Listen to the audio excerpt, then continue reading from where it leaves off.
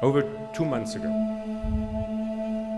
I went into my boys' room, nursery, and I told them that in the coming days, they'll hear a sound they never heard before, the sound of sirens. I told my 10-year-old Michael and my 5-year-old Daniel that they should not be worried, that everything will be okay, but they might be terrified for a moment when they hear this sound. 2 days later, the sirens did howl. So as we went down to the sheltered room in the basement of our nice suburban Israeli home, that in many ways is like many fine American homes, I was watching them as they went through this first experience of real fear. And Michael asked whether a missile might destroy our home, and Daniel asked whether Iron Dome might break. And I thought of some previous sirens. I remember the sirens of '67, when I was 9, and we really felt there might be another Holocaust, because all our surrounding armies were about to invade, and the international community betrayed us, and the UN disappeared, and we were left alone. And in the weeks leading to the war, we expected the worst. Then I thought of the sirens of '73, when we were attacked, and this time, unlike '67, there was real danger, and we almost lost the war. And I thought of the sirens of '91, when I went down to help our neighbors, an elderly couple that immigrated from America, from Miami, but they were Holocaust survivors. And when I had to help them put their gas masks on their faces, I was wondering about our fate, why these dear people that escaped what they escaped have to face this fear again. So as I was watching my boys, I was saddened to see how they joined this sad Israeli ritual. We are used to it, we are tough, we can deal with this. We knew nothing really will happen to us. And yet, my kids, that in so many ways are like American kids, are faced with something that the children of no other democracy are faced with.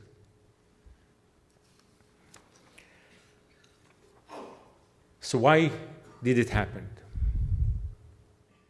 It happened, first of all, because we all ignored Gaza. There's no way to ignore our neighbors, even if they are our enemies.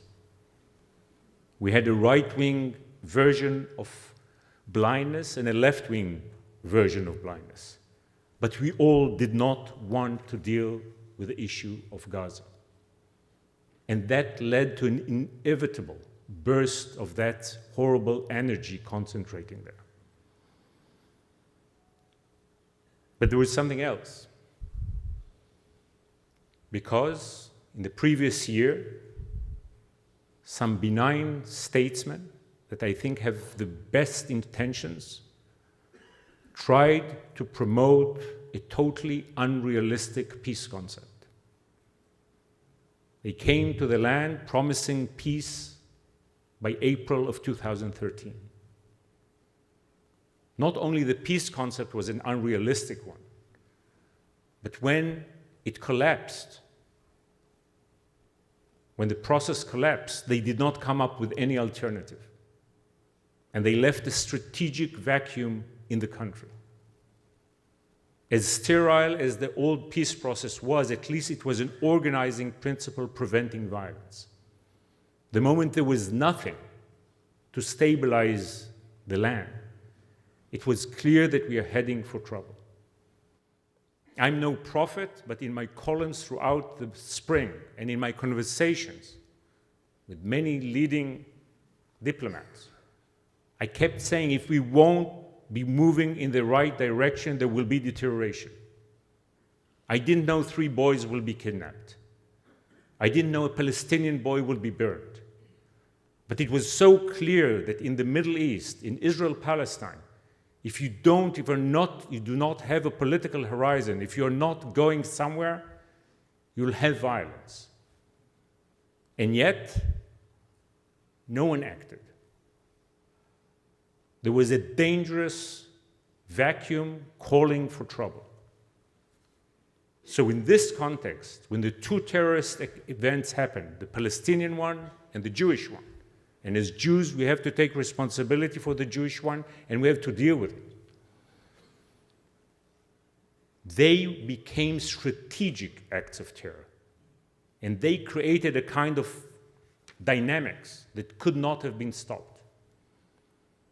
I'm not a great supporter of our Prime Minister, although I respect him unlike many of my colleagues. But he did the utmost to prevent deterioration to violence. He did his best to prevent war. I'm definitely not a fan of Mr. Abbas. I'm an Abbas skeptic, unlike many of my friends. But Abbas too tried to prevent violence. Both Netanyahu and Abbas that did not have peace in them had in them the reluctance to have violence and that real aversion to violence. But because of the vacuum, the dark forces had the lead. And a dynamics developed that no one could control. And that led to this horrific summer. So this is what was different this time. Israel was in many ways very impressive on the defensive. Iron Dome got a lot of credit, it should get much more. In my mind, the engineers of Iron Dome really should get the Nobel Peace Prize. Because if it weren't for Iron Dome, dozens and possibly hundreds of Israeli civilians would have been killed. We would have been forced to conquer Gaza. That would have meant hundreds of Israeli soldiers being killed and thousands, possibly more than thousands, of Palestinians being killed. That also would have meant that the peace agreement with Egypt and Jordan would have had a high chance of collapsing. We would have been boycotted by Europe, and the wave of anti-Semitism would have been much worse than what we experienced, and it would have been serious even in this country. And yet, although Israel was so impressive on the defense, we have to admit that we did not have a decisive solution to this challenge. Our offense was somewhat heavy-handed. Talking of Hamas, first of all, I make a point of, first of all, making the moral statement. Hamas is not only our enemy. Hamas is a fascist organization oppressing women, gays, Christians, individuals. It is an evil political force. And I ask all liberals in this country, in Europe, in my own country, not to have any tolerance regarding such a force. And yet, we have to admit that Hamas proved to be effective in this war. The ability to fire rockets at Israel for such a long time is disturbing, and their brilliant use of the tunnels, which is much wider than what is discussed, because it's the concept of having a kind of underworld in Gaza that limits Israel's abilities. It was a brilliant, brilliant idea. So we have to look at things as they are and to see that we had some disturbing phenomena revealed here. And this is why the score is not clear. On the one hand, I do hope that the long-term effect will be that the people of Gaza will rise against this vicious government of theirs. But on the other hand, right now Hamas is more popular than it was. It has more political power than it had. And for Israel, the battle is not over, because the political battle is ahead of us. We'll see it in the UN, we'll see this in the commissions, and we'll see it in American campuses, in European campuses. The Gaza war, even if it ended, today we had a rocket, we are not sure it ended on the ground, but even if it ended on the ground, will still be with us throughout this winter and next spring. So the significance of this summer for the great American democracy and for the frontier democracy Israel is that we have to realize that these democracies, we and you and others, made serious, deep mistakes in dealing with the Middle East. And just not to get into blame games, I think we're wasting too much on blame games. Everybody made mistakes. Americans, Israelis, Europeans, Democrats, Republicans, hawks, doves. Everybody made mistakes. But the outcome is a very troubling one. The outcome is a world that is losing its order. The outcome is a region that has a kind of political Ebola spreading in it, and in many ways getting out of control. So when I look at the challenges facing us today in Israel, what do I see? The first one is still the one that people do not want to acknowledge, and that's Iran. On this issue, I think the analysis of the Israeli government and our Prime Minister is a very serious one. I don't always support the policy. I actually oppose a lot of the policy. But the analysis is pretty correct. But I'll put it in my terms, not the terms used by the Israeli government.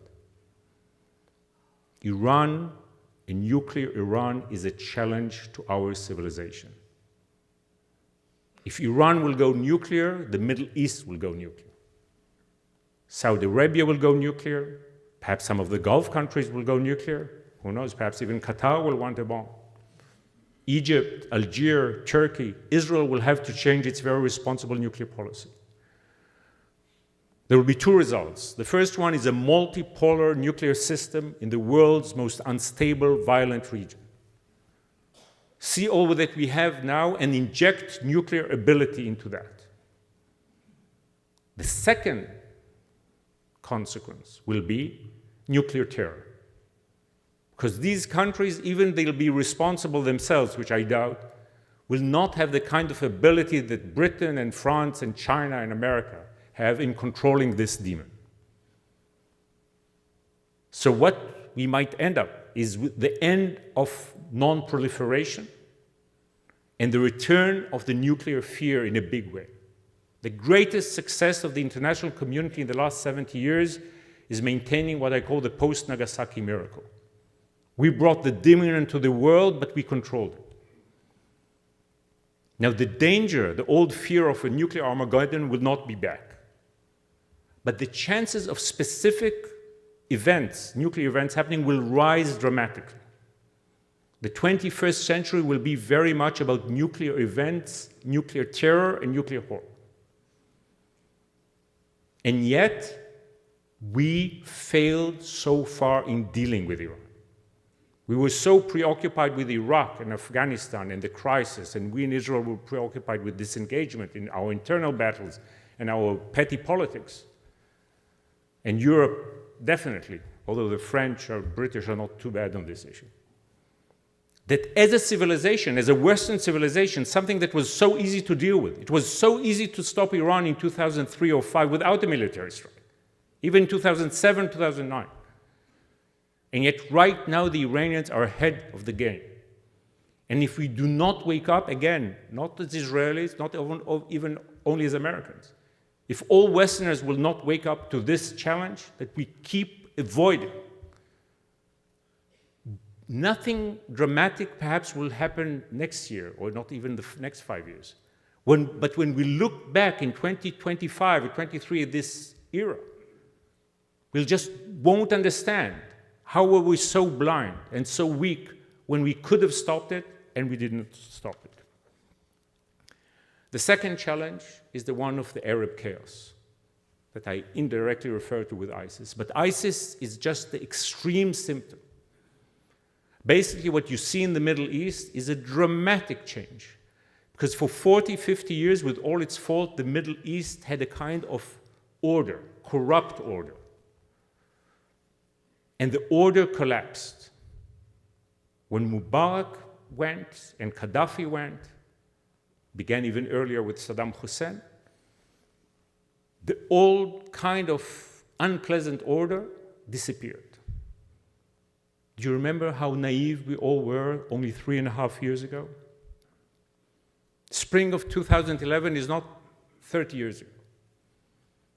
We really thought, some of my respectable, distinguished colleagues compared the Arab Spring to the French Revolution, to the American Revolution, to the fall of the Berlin Wall.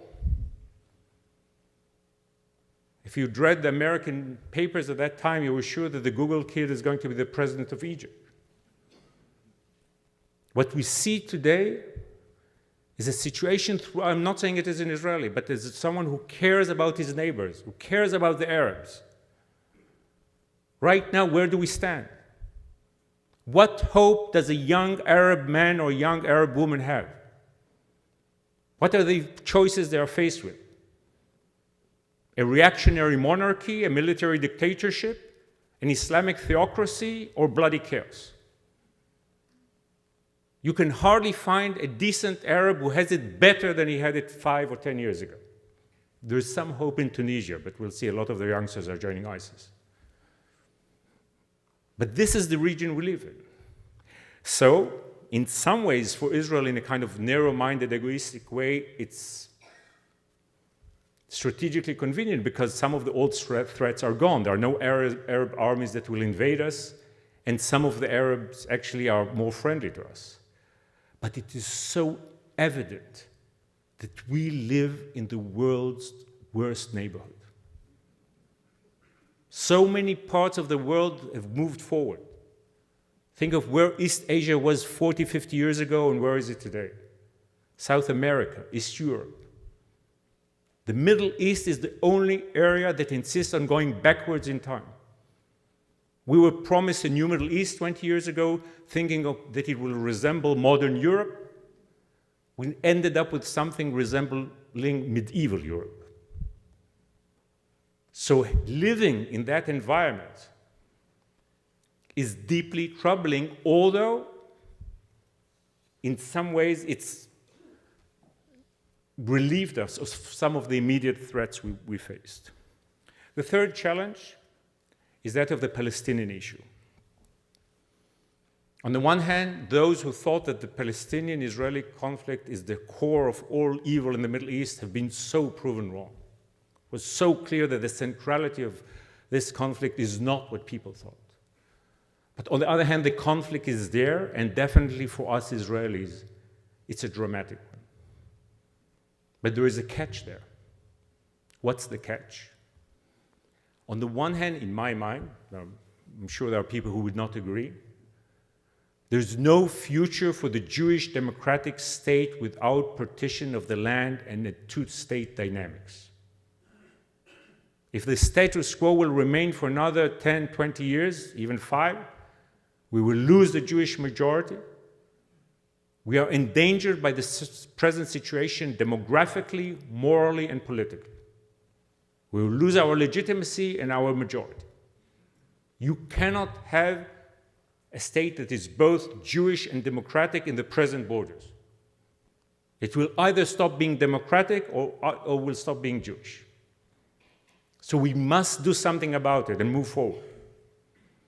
That's on the one side. But what's the other side? That we've tried it. We tried it so many times. Israel doesn't get credit for all the attempts it made. In 1993, we shook the hands of Yasser Arafat and brought him to Gaza. As far as I remember, America to this day did not come to terms with Fidel Castro. Correct me if I'm wrong. Arafat was 100 times more radioactive for us than Fidel Castro. And yet we opened our hearts. We took a leap of faith. Under the courageous leadership of Yitzhak Rabin and Shimon Peres, we tried it. And the majority of Israelis, including centrists and some right-wingers, supported it in the beginning. What was the result? 5 months after Arafat arrives in Gaza, the first bus explodes in Tel Aviv. But we didn't give up. In 2000, Ehud Barak goes to Bill Clinton's Camp David peace summit.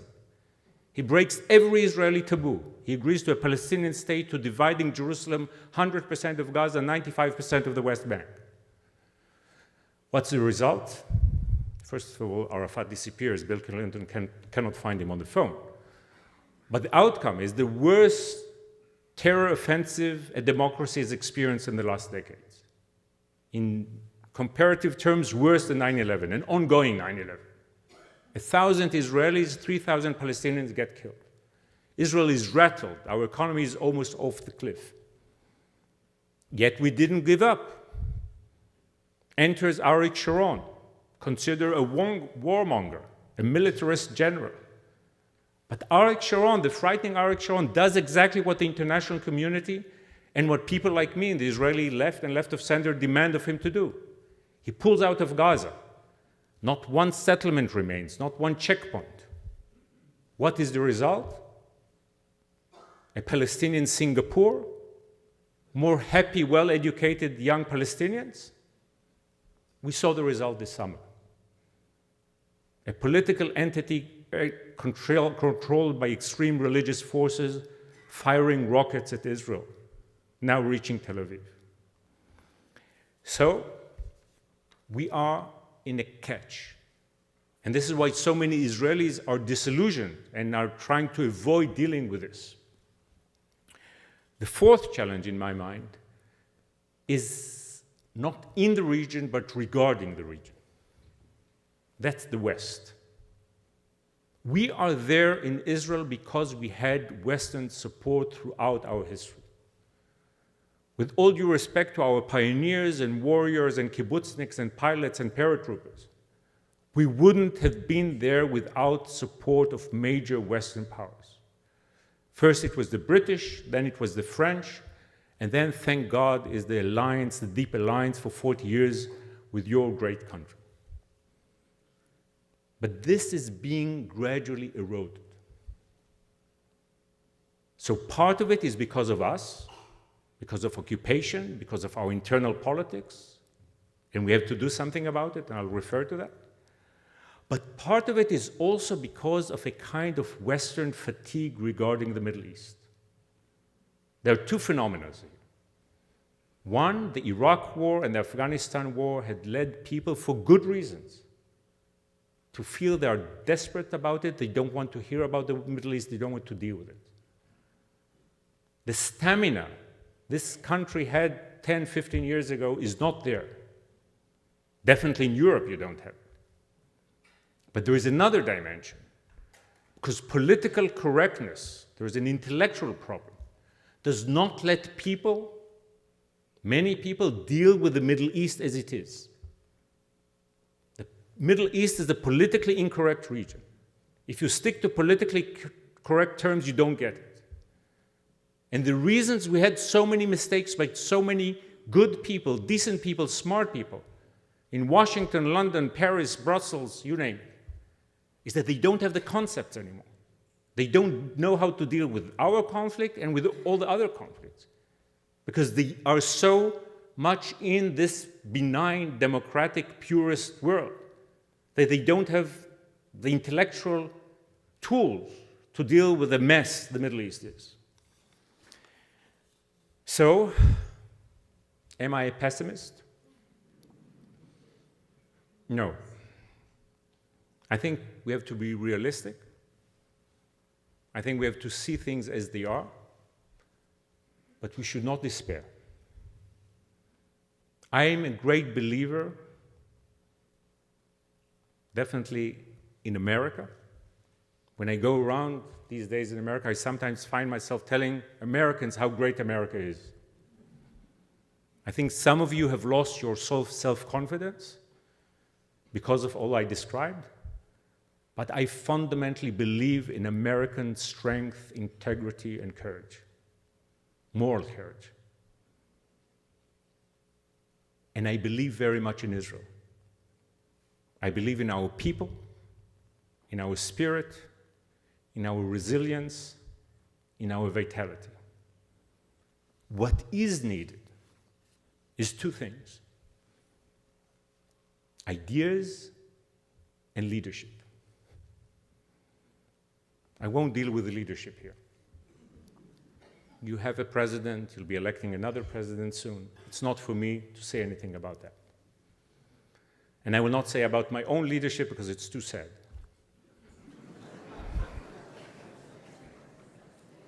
So let me discuss ideas. And let me share with you 3 or 4 ideas. I think that talking of Gaza, the policy really should be a very strict goal of, on the one hand, demilitarization of Gaza, but on the other hand, a real Marshall Plan for Gaza. What we've learned this summer, that Israel is vulnerable and this is unacceptable. But we were also reminded how miserable are the people in Gaza, and that's unacceptable too. So we have to make a distinction between Hamas and the people of Gaza. We have to be very firm in making sure that if we don't throw them out right now, I hope we will eventually, or they will be gone, but perhaps it's not practical right now. At least they won't have the kind of capability that makes such extremist people so dangerous. This is an imperative.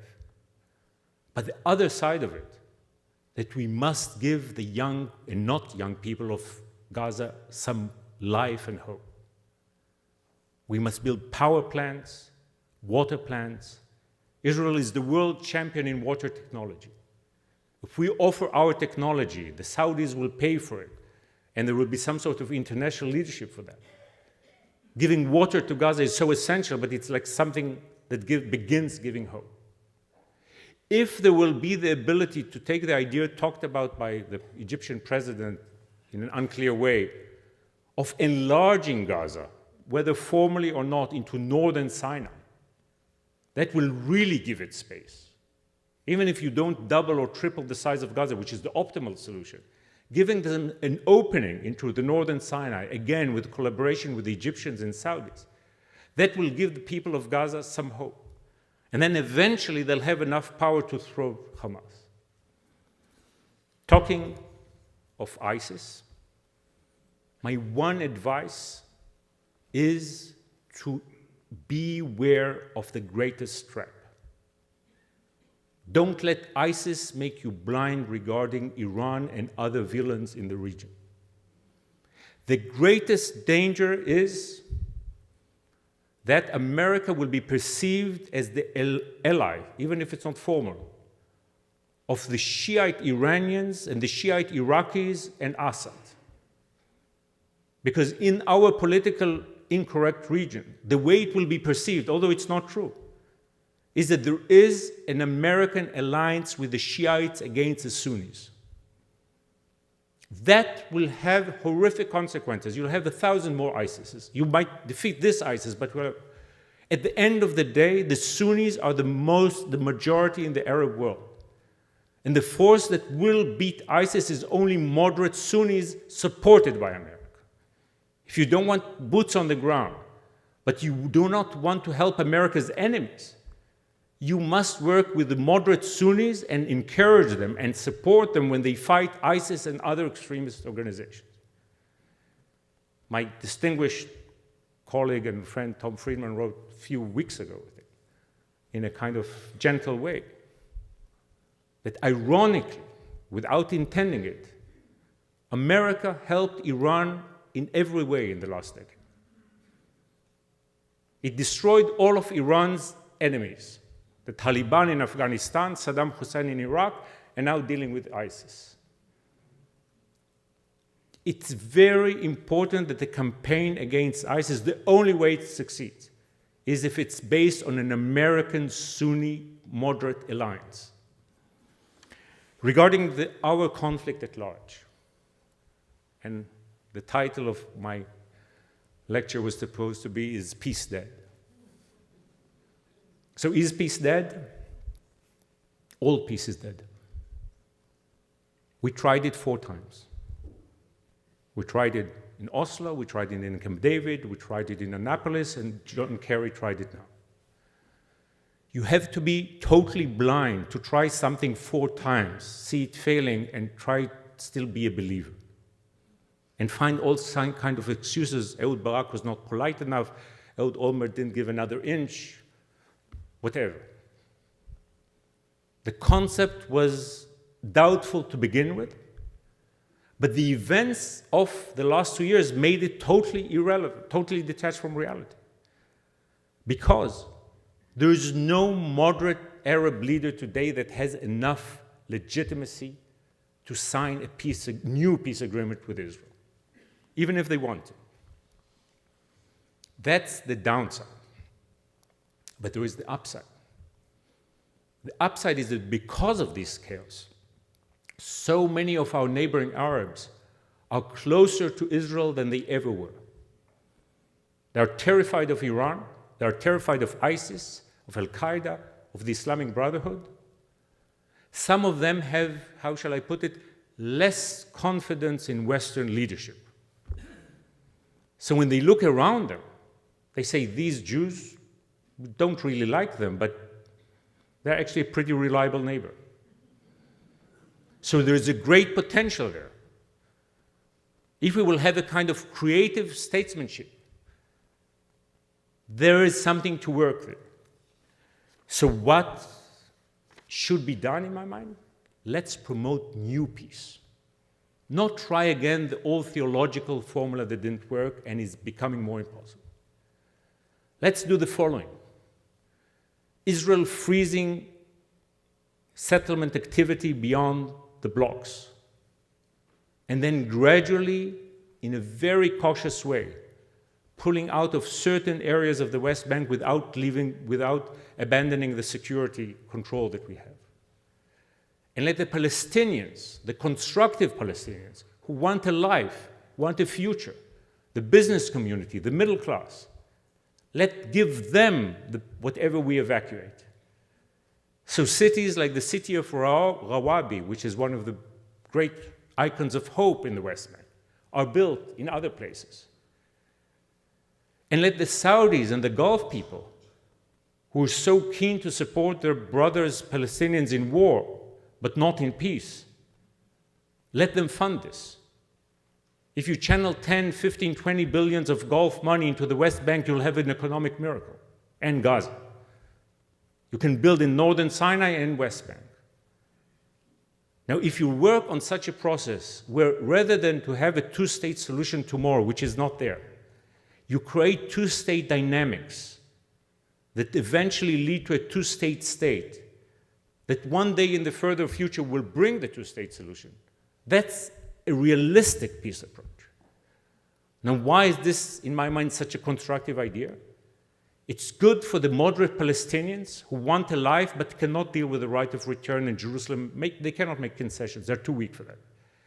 It's good for those Israelis who want to move forward, are traumatized by what I described of past experiences. They want it slow and cautious.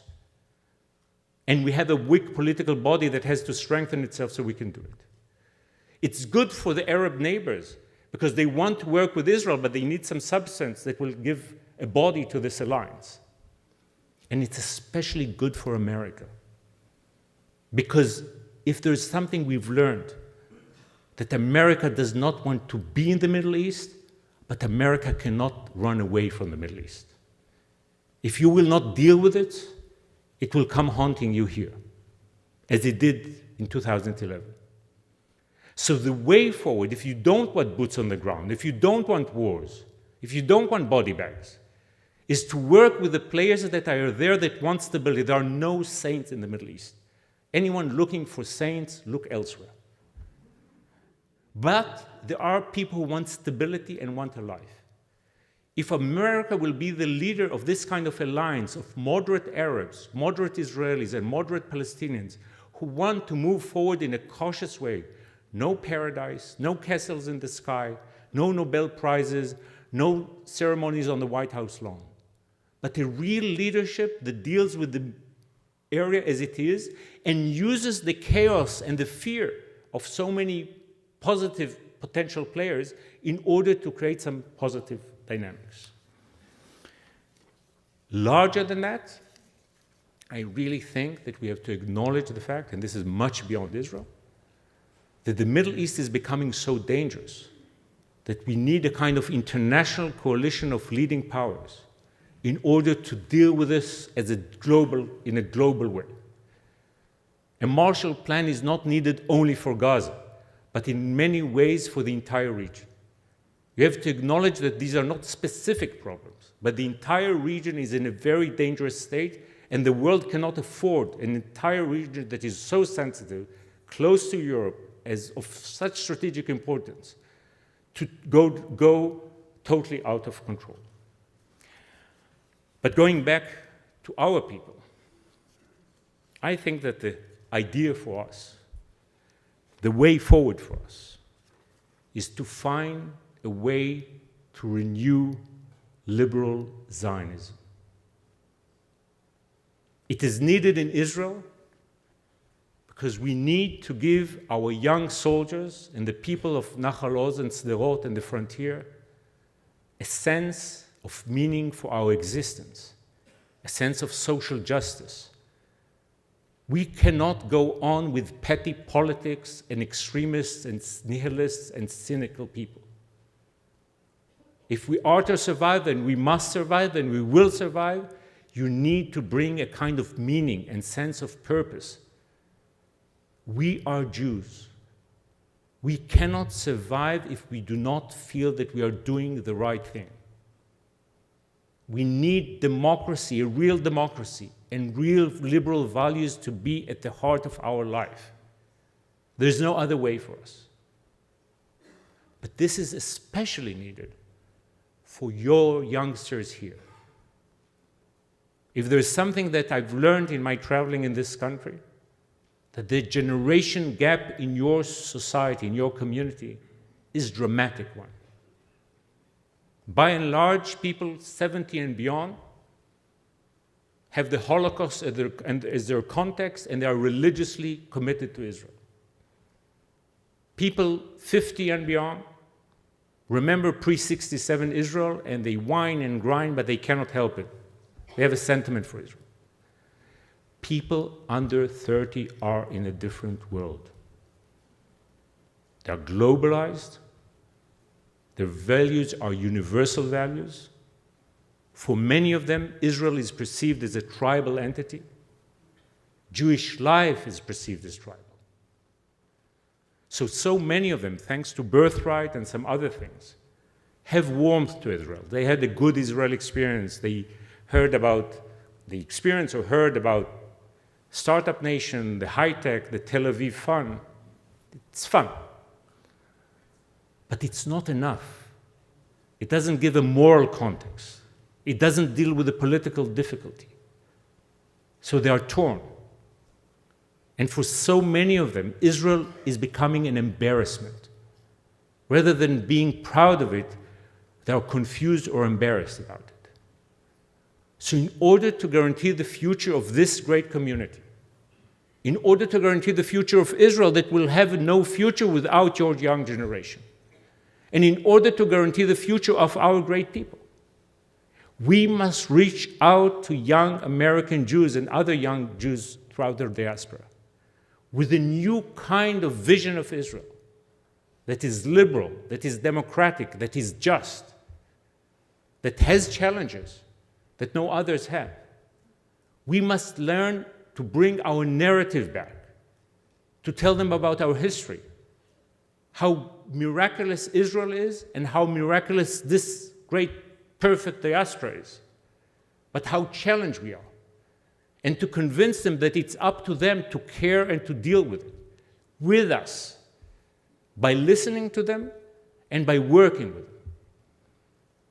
So in my mind, this challenge is as dramatic, as important as any of the others that I've mentioned. Why am I optimistic?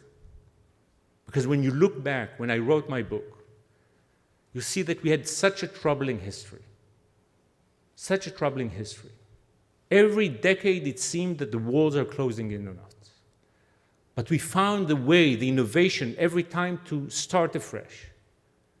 And at bottom line, when you look at the 20th century, what you see is that the first half of it was our worst ever, for obvious reasons. We lost every third Jew. But in the second half was our best ever. We created Jewish sovereignty there, and you created the perfect diaspora here. So let us look at the challenge of the 21st century. We did so well. In so many ways, we never had it so good. But we are challenged. If we bring the right ideas and the right spirit, it will be realistic on the one hand, but on the other hand, we'll go back and find a way of loving ourselves, realizing how amazing we are in so many ways. If we do this and strike the balance and find the right spirit, I'm sure that we will overcome. Thank you very much.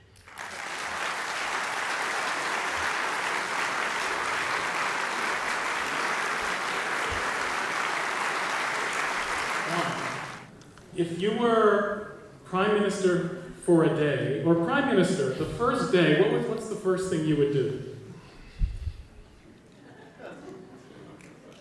No, I was never asked that one.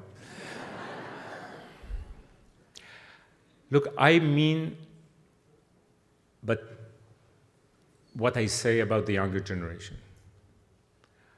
I would really, obviously, probably will have to begin with a speech, but it cannot end with a speech. Really make a major, major statement, reaching out to all Jewish youngsters in the world. And I will ask them to look at Israel in new eyes and to work as partners, to understand that Israel is relevant to them, that they need Israel, even if they are not aware of it, but acknowledge that Israel has many flaws. And therefore, I would ask them to join in the project of fixing what is wrong while being committed to it. I think that if we'll find the right kind, as I said, I'm such a great believer and I admire the people who brought birthright and all the work that is done by that. I think that we need now something that is as ambitious, as creative, that will inspire people, that will deal with the issues in a more committed way. If we'll have young diaspora Jews and young Israeli Jews doing real work together to getting things right, I think that will open the way for remarkable dynamics of change that are so needed. Thanks. To be brief, on the one hand, we have to acknowledge the fact that the Palestinian refugee issue is an issue, that there is a terrible tragedy there, that there are millions of people whose parents or grandparents lost their homes, their villages, their life. We have to have empathy and to understand that this is part of the tragedy of the land. On the other hand, and after doing this, I think we can say to the Palestinians in an honest way that there is no such thing throughout the world as a right of return. The Palestinians were not only refugees of the 1940s. There were refugees in Central Europe, in Czechoslovakia, in Poland, in India, in Pakistan, before that in Turkey and Greece. Only extreme right-wing people, not to say neo-Nazis, talk about the right of return in Germany. It's totally unacceptable. If you take the concept of return as legitimate and you apply it in a universal way, the result will be complete chaos and war in Europe. and in India and in Pakistan. So we have to combine the two. On the one hand, to say to our Palestinian neighbors, we realize what you went through. We'll do the utmost with the international community to find ways to rehabilitate you and to give you a future. This is one of the reasons we need a Palestinian state and a two-state state, and eventually solution. Because they must have civil rights, national rights, and their own national life. On the other hand, once we do that, we have the moral right to say to them, don't be slaves of the past. Don't be in this state of total, ultimate, perpetual victimhood. If you're into the victimhood game, no one can compete with the Jews in the victimhood game.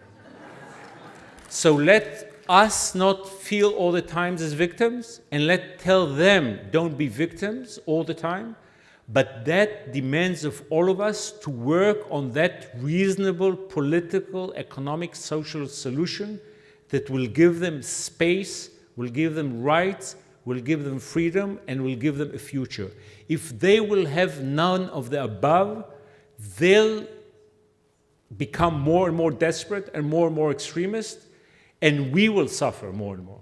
So let's remember the past, let's have a mutual understanding, but let's move forward for a better future for both Israelis and Palestinians. Well, like on many other subjects, I enjoy the fact that I got right-wing and left-wing attacks on this one. So first of all, regarding, I'm not, again, because I'm not into the ongoing controversies and this venom of internal discussions, I would not, I mean, the claim that there is any issue with the facts is absurd, because I've actually said nothing new in my book. I wrote it in a different way, but all the facts that I described are well-known facts. And I wonder about those people who say, how do you call the fact that 300 or 250 civilians were killed? At the bottom line, the tragedy happened. There was a Palestinian leader, and there is no more Palestinian leader. Hundreds were killed, hundreds of civilians were killed, and the population left. So people who are getting into a kind of almost like legalistic kind of arguments, first of all, I totally think that I'm right and they are not, but beyond that, I don't see where is the moral argument there? I mean, this is how we would make ourselves right? By getting into all kinds of details like that? The people on the other side, I have a major issue with it, because as I said several times, on the one hand, I think it's our duty, our moral duty and intellectual duty, to address Libya, to understand it's part of the history, and it happened. On the other hand, I'm not willing to accept any attempt to single out Israel and single out the Jewish people. And what I say to those people on the extreme left is two or three things. The 1940s were brutal. You cannot see them in terms of 2014. And in this sense, you have to remember, one, that the war was a vicious, cruel civil war. And the reason there is a chapter about Lida and not about my hometown of Rehovot is that we happened to win. Had we lost in 48, there would not have been Rehovot or Ness Ziona or Rishon, and most of us would have been killed. So that's argument number one, to remember that as a context. Argument number two is that, leaving aside the Nazis, terrible things happened in the 40s. Britain did Dresden. Dresden was 100 times worse than Lida. But no one claims that the United Kingdom is not legitimate because of Dresden. And America, which I admire so much, did Hiroshima and Nagasaki. Hiroshima and Nagasaki were 1,000 times worse than Lida. No one claims that because of Hiroshima and Nagasaki, America is not legitimate. So again, let's be mature, balanced, and fair. On the one hand, it did happen. And those Jews who think they'll protect themselves by denying a history that is so self-evident are wrong. This is not the way to protect Jewish. I'm such a Zionist. I'm such a passionate Israeli. I'm such a committed Jew. So to think that this kind of old-fashioned, overprotective approach is the way that serves the Jewish cause, no, it's not. I think that only if we are candid and honest, then we can defend us and really show how right we are and how just our project is. But on the other hand, we really have not to let those people who are after us in a nasty way use any parts of our history, whether it was in 48 or 2014 or anything in the middle, in a distorted way. And this is where I think there's no doubt about where I stand. This is where I ask many of my friends and colleagues in Israel and sometimes in this country not to be blind to the fact that are dark forces out there that are after the Jews. And while we have to be honest and candid, we have to remember that are these other forces that really are not willing to accept any way of Jewish sovereignty anywhere. So let's be balanced, let's be just and sincere about our history and our present, but let's not be naive about the world we live in. And I think that the right way of doing it is being able to be critical regarding Israel when it calls for criticism, but all the time putting it in the context that my book puts it in, which is where we've come from, what have we contributed to civilization and humanity, and how basically fundamentally just is our national project.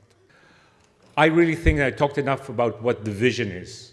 I really believe that if we put these goals in the right context, with the right kind of new terminology, and if we put our resources behind it in a big way, we can achieve this change. I think there is, crises are opportunities. I think there is a sense of crisis in Israel, internal crisis. I think there is a sense of internal crisis here. I see, and I saw it with my book and the discussion following it with all the criticism, that people are a bit fed up with the old way of doing things. They are looking for something new, something inspiring, something that is less divisive, something that brings unity, but not in a kind of corny way, that has a kind of unity of pluralism. And let me say the following, and I think it's the right way to end this. I really believe that we face a dramatic decade.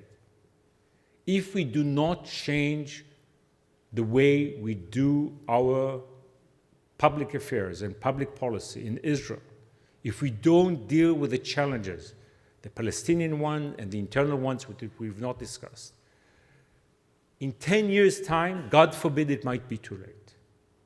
We have the energy. I believe in the spirit of Israelis. I think that we must make the change, but there isn't much time. The same applies here. As I said, we never had it so good. I'm sure that anyone sitting here thinking of his grandparents and great-grandparents, what were their lives like? Anyone thinking about that will see what a long way we've come. We are free, we are equal, we are powerful, we are successful. We never had it so good, not only in the personal way. Our achievements in the last 100 years and the last 70 years are astounding. This should be an example to any minority in this country or elsewhere. We should not be ashamed of it, we should be proud of it. And we should find a way to tell our youngsters how amazing this is. But if we will not change the way we do the Jewish thing and the Israel thing, within a decade it will be too late. So let us take the resources we have, the organizations, the financials, the talent, the commitment. Talking of something inspiring, you people are really amazing. I wish we had some of the energies you have here in Israel. The fact that you keep this community on a voluntary basis, the synagogues, the federations, the organizations, with all the pettiness and the bureaucracy and the internal politics. It's an astounding, I'm telling you, I watch it as a brother, but who comes from a different world. It's astounding. But it must change, because the old formula as it is right now stops working. So we have a decade. We have to change Israel. We have to change the way we deal with our youngsters here, and we can do it.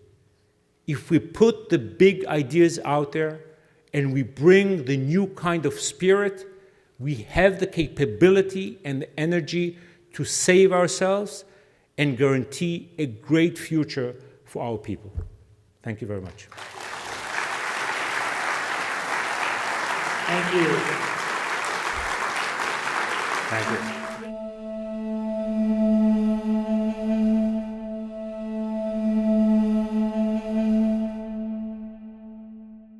We would be pleased to send a complimentary DVD of this program to anyone who wishes to support Shalom TV on JBS with a tax-deductible gift of $36, double high or more, to the nonprofit organization Jewish Education in Media.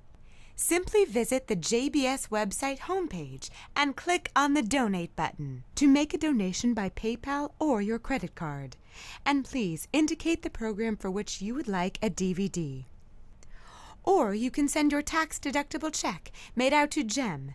To GEM, P.O. Box 180, Riverdale Station, Bronx, New York, 10471. And again, please remember to indicate which program you would like to receive with our compliments. And we thank you for your kind support.